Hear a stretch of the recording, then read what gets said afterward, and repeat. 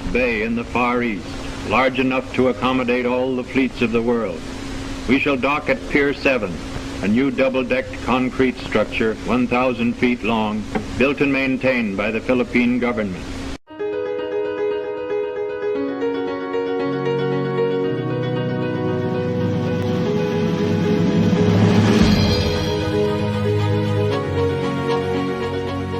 The Philippines a Century Hence is a socio-political essay in the magazine La Solidaridad, which was written by our national hero, Jose Rizal, to forecast the future of the country within 100 years. Rizal felt that it was time to remind Spain that the circumstances that ushered in the French Revolution could have a telling effect for them in the Philippines. In the first chapter, it states various causes of misery suffered by the Filipino people. Number 1. Spain's implementation of their military policies. Because of such laws, the Philippine population decreased dramatically. Poverty became more rampant than ever, and farmlands were left to wither. The families as a unit of society was neglected, and every aspect of life of the Filipino was retarded. Number 2. Deterioration and disappearance of Filipino indigenous culture. When Spain came with the sword and the cross, it began the gradual destruction of the native Philippine culture. They forgot their writings, their songs, their poetry, their laws. They were lured into their own eyes. They became ashamed of what was distinctly their own, and their spirits was broken and they conceded. Number 3. Passivity and submissiveness to the Spanish colonizers. One of the most powerful forces that influenced a culture of silence among the natives were the Spanish friars. Because of the use of force, the Filipinos learned to submit themselves to the will of the foreigners.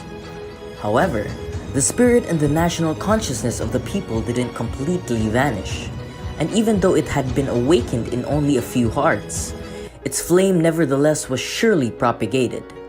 The natives then realized that such oppression in their society by foreign colonizers must no longer be tolerated.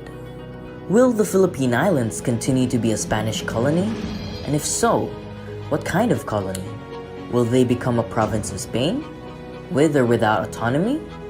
And to reach this stage, what kind of sacrifices will have been made?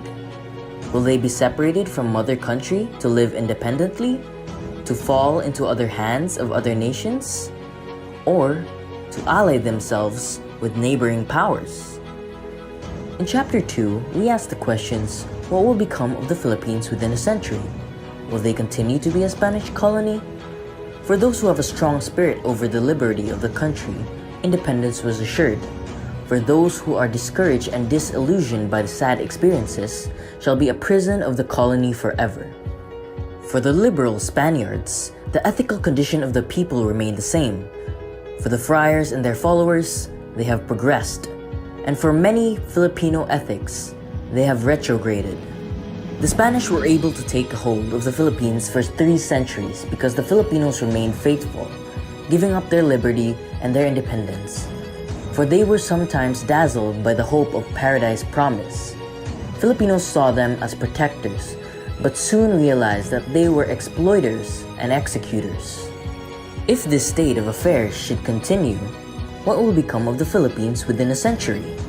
The batteries are gradually becoming charged, and if the prudence of the government does not provide an outlet for these currents that are accumulating, someday the sparks will be generated. Rizal warned the Spaniards that if they wouldn't stop their abuse to the natives, they will plot separatist movements putting justice into their own hands. Filipinos are seeking for justice and human rights, representation in the Spanish Cortes, and the liberty of the press, so that they can voice out their cries against the cruelty of the Spaniards. In Chapter 3, it talks about how the Philippines was then compared to a hungry Sancho Panza in the Barataria Islands, who took his seat at a sumptuous and well-appointed table filled with varieties of food. When he was hungry as ever, physician Pedro Renzio took it all away. In this case, the food or dishes were the reforms, Sancho Panza was the Philippines, and Pedro Renzio were the people who were interested in not having the dishes touched, perhaps that they may themselves get the benefit of them, The result that is the long-suffering Sancho, or the Philippines, misses his liberty, rejects all government, and ends up by rebelling against his quack physician. In like manner, so long as the Philippines have no liberty of the press, have no voice in the Cortes to make known to the government and to the nation whether or not their decrees have been duly obeyed, and all the efforts of the colonial masters and ministers will meet in the fate of the dishes in Baritari Island. The Spaniards felt the risk of putting Filipino representatives in the Spanish Cortes because they believed that Filipinos are the following: prove to lack discipline or are unruly, become political trimmers, and that they can't act properly. Chapter 4. The existence of a foreign body within another, endowed with strength and activity, is contrary to all natural and ethical laws. Science teaches us that it is either assimilated, destroys the organism, is eliminated, or becomes the incised. In which case, the foreign body represents Spain, and within another is the Philippines.